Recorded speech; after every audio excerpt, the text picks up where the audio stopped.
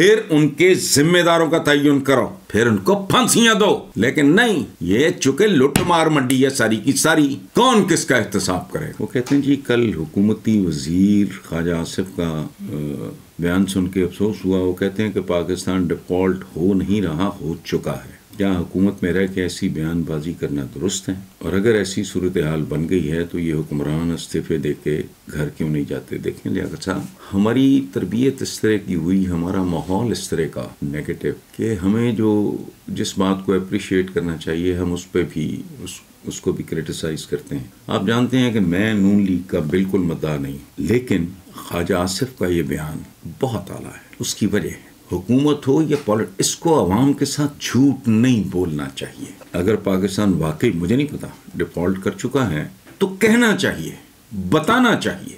یہ بالکل غلط. ایک زمانے میں پوری دنیا میں یہ جو میڈیکل پروفیشن میں ہوتا تھا کہ مریض کو اگر کوئی بہت سنگین مرض ہے تو اس سے چھپاؤ. اس کے بعد پھر بتدریج اس نتیجے پہ پہنچے کہ بتاؤ، اعتماد میں لو، تاکہ اس کے اندر کانفیڈنس بلڈ ہو، اس کے اندر ریزسٹنس پیدا ہو. تو اگر کہا ہے تو میں تو خواجہ صاحب کو خراج تحسین پیش کرتا ہوں. باقی رہ گیا اگر ایسی صورتحال بن گئی ہے تو یہ حکمران استعفے دے کے گھر کیوں نہیں جاتے؟ تو لیاقت صاحب یہ ایسی صورتحال راتوں رات نہیں بنا کرتی. میں پہلے بھی کہہ چکا ہوں، یہ سالوں کی بدماشیوں، غنڈہ گردیوں، لوٹ مار، کمیشن اور کک بیک کھانے کا نتیجہ ہے. یہ راتوں رات کنگال نہیں ہوتا کوئی. آپ اندازہ لگائیں کتنے سال کن لوگ. اچھا اب حصہ بقدر جسہ، ذمہ داری، جو جتنی دیر اقتدار میں رہا اس کا اقتدار میں حصہ ہے، اتنا ہی وہ ذمہ دار ہے. میں پہلے بھی کہہ چکا ہوں، لیکن یہ ملک پتہ نہیں کس قسم کے لوگوں کا ہے، میری سمجھ سے باہر ہے. میں نے کہا ہے کہ باہر سے کوئی ماہرین معاشیات اپنے جو 2-4 دیانتدار ہیں، اگر ہیں سچے، ان کا ایک کمیشن بناؤ اور فائنڈ آؤٹ کرو کہ پاکستان اگر کنگال ہوا، دیوالیہ ہوا، تو اس کے پیچھے وجوہات کیا ہیں. اور یہ جو وجوہات ہیں کن کن حکومتوں کے درمیان، یہ اسباب ہم کرتے ہیں کہ جی خاندان مغلیہ کے زوال کے اسباب. اما روک بولی اپنا سوچو، اپنے زوال کے اسباب، اپنے اقتصادی زوال کے اسباب ڈھونڈو، پھر ان کے ذمہ داروں کا تعین کرو، پھر ان کو پھانسیاں دو. لیکن نہیں، یہ چونکہ لٹ مار منڈی ہے ساری کی ساری، کون کس کا احتساب کرے گا؟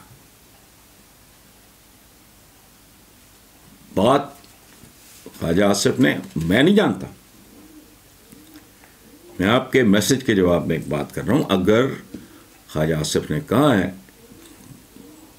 اور یہ بات درست ہے تو کرنی چاہیے. جھوٹ مت بولیں. اس قوم کو اشروں سے بیوقوف بنایا جا رہا ہے، جھوٹ پہ جھوٹ بولتے ہیں. ایسا بے حیا دانشور ہے وہ بات کرتے ہوئے سوچتے بھی نہیں کہ جی پاکستان چونکہ 27ویں کی شب کو ہوا تھا، بنا تھا، تو ہمیشہ رہنے کے لیے ہے. اس کو تو ٹوٹے ہوئے کئی سال ہو گئے یار. اس طرح کے لوگوں کو جھوٹ مت بتاؤ، جھوٹ کی طرف مت لگاؤ، اس کا کوئی تعلق نہیں. انسان کے اوقات، اس کے کرتوت، اس کے اعمال. 27ویں کی شب کو ڈاکے بھی پڑتے ہیں. یہ کیا بات ہوئی؟ بد کرداری، غیر ذمہ داری کے نتیجے میں، جہالت کے نتیجے میں، شارٹ سائٹڈنیس کے نتیجے میں ملک ٹوٹا.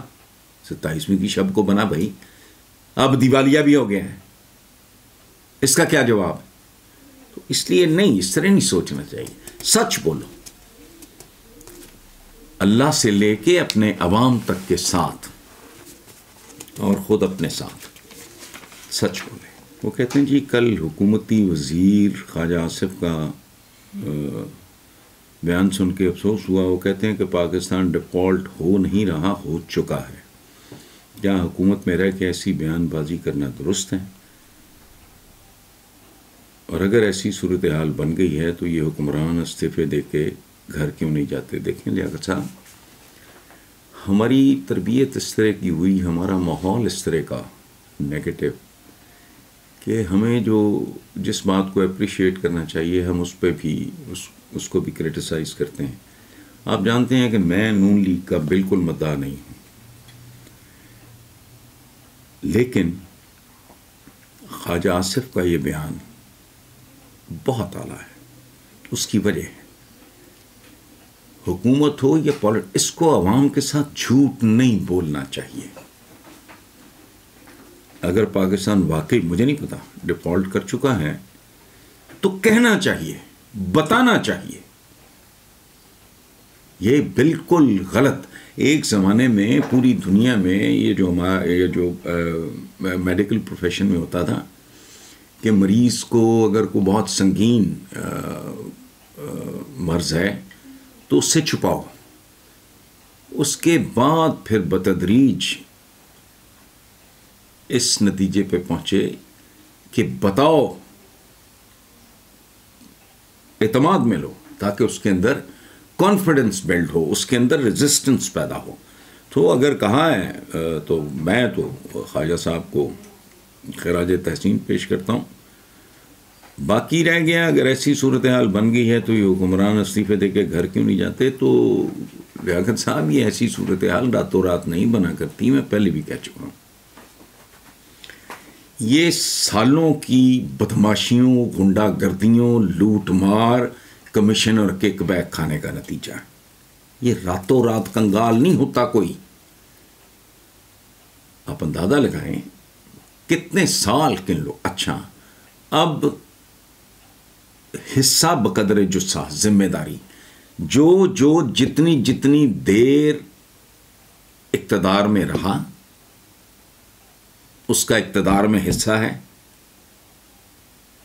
اتنا ہی وہ ذمہ دار ہے۔ میں پہلے بھی کہہ چکا ہوں، لیکن یہ ملک پتہ نہیں کس قسم کے لوگوں کا ہے، میری سمجھ سے باہر ہے۔ میں نے کہا ہے کہ باہر سے کوئی ماہرین معاشیات، اپنے جو 2-4 دیانتدار ہیں اگر ہیں سچے،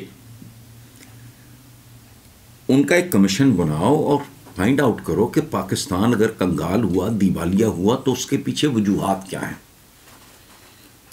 اور یہ جو وجوہات ہیں کن کن حکومتوں کے درمیان، یہ اسباب ہم کرتے ہیں کہ جی خاندان مغلیہ کے زوال کے اسباب، اما روک بولی اپنا سوچو، اپنے زوال کے اسباب، اپنے اقتصادی زوال کے اسباب ڈھونڈو، پھر ان کے ذمہ داروں کا تعین کرو، پھر ان کو پھانسیاں دو۔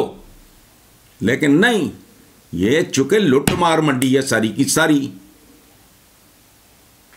کون کس کا احتساب کرے گا؟ بات خواجہ آصف نے، میں نہیں جانتا، میں آپ کے میسج کے جواب میں ایک بات کر رہا ہوں۔ اگر خواجہ آصف نے کہا ہے اور یہ بات درست ہے تو کرنی چاہیے، جھوٹ مت بولیں۔ اس قوم کو اشروں سے بیوقوف بنایا جا رہا ہے، جھوٹ پہ جھوٹ بولتے ہیں۔ ایسا بے حیا دانشور ہے، وہ بات کرتے ہوئے سوچتے بھی نہیں کہ جی پاکستان چونکہ 27ویں کی شب کو ہوا تھا، بنا تھا، تو ہمیشہ رہنے کے لیے ہے۔ اس کو تو ٹوٹے ہوئے کئی سال ہو گئے یار۔ اس طرح کے لوگوں کو جھوٹ مت بتاؤ، جھوٹ کی طرف مت لگاؤ، اس کا کوئی تعلق نہیں۔ انسان کے اوقات، اس کے کرتوت، اس کے اعمال، 27ویں کی شب کو ڈاکے بھی پڑتے ہیں، یہ کیا بات ہوئی؟ بد کرداری، غیر ذمہ داری کے نتیجے میں، جہالت کے نتیجے میں، شارٹ سائٹڈنیس کے نتیجے میں ملک ٹوٹا۔ 27ویں کی شب کو بنا بھائی، اب دیوالیہ بھی ہو گیا ہے، اس کا کیا جواب؟ تو اس لیے نہیں، اس طرح نہیں سوچنا چاہیے۔ سچ بولو، اللہ سے لے کے اپنے عوام تک کے ساتھ اور خود اپنے ساتھ، سچ بولو۔